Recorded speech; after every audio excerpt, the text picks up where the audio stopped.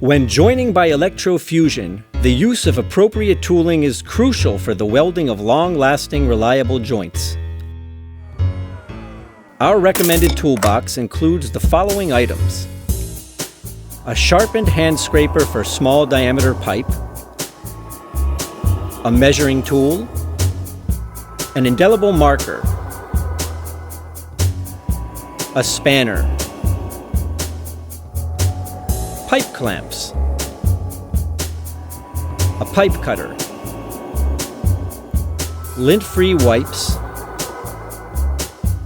re-rounding devices, a special cleaning solution for PE welding, a rotational scraper, a suitable control box, and a high-quality Plasson fitting in its original packaging.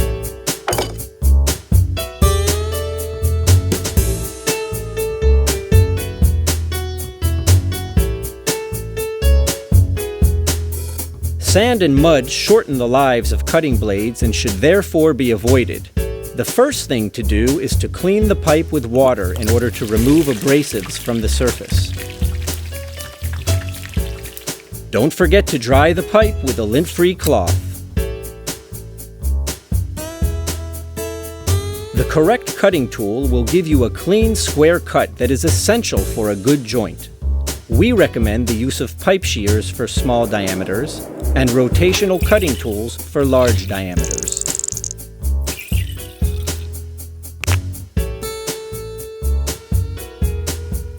The pipe must be measured and marked to prepare for scraping.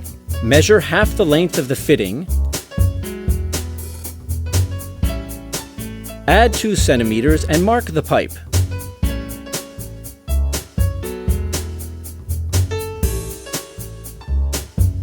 When using the hand scraper, mark the pipe as shown here.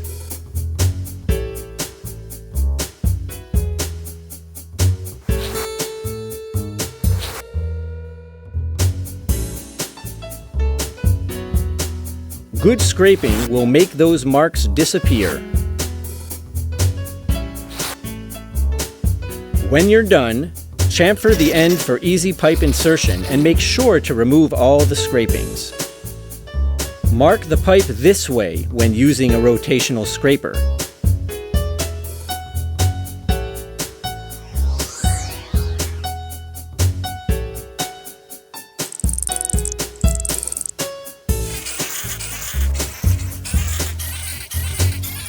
Make sure all the marks disappear.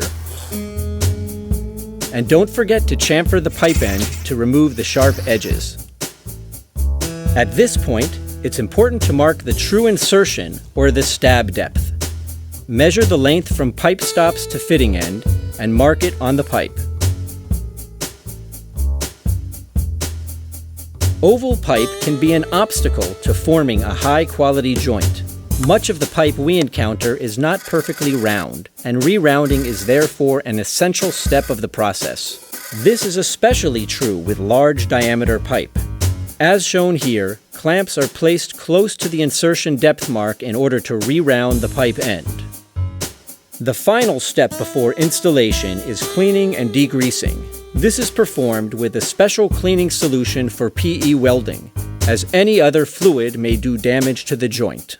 To apply the solution, use clean lint-free wipes or wipes made of fabric or paper. It is absolutely necessary to clean all the welding surfaces.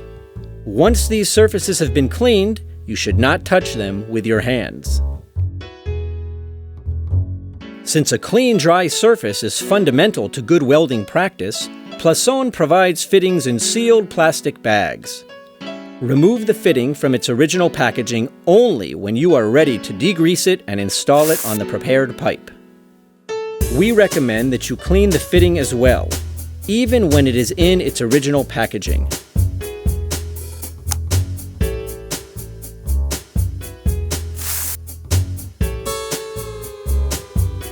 Be sure the pipe is fully inserted into the fitting by checking the location of the stab depth marking, as shown.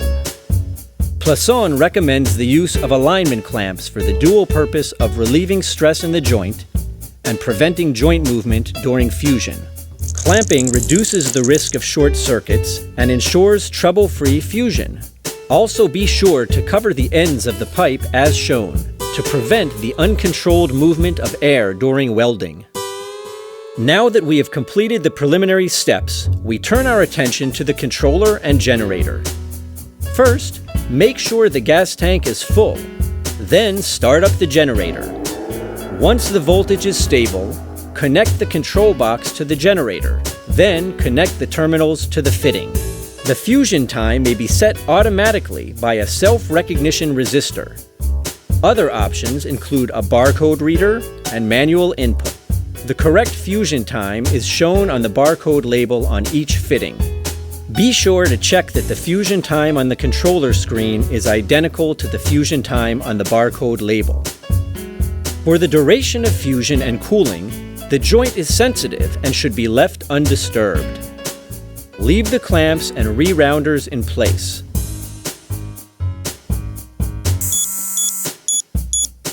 At the end of fusion, you may carefully remove the terminals, making certain not to move the fitting. Take good care of the terminal ends and cables. They carry high current loads and should be kept clean and dry. The correct cooling time is shown on the barcode label on each fitting. At the end of cooling, you may dismantle the clamps and re-rounding equipment. When fusion is complete, mark the dismantling time on the fitting. This is equal to the present time of day plus the cooling time.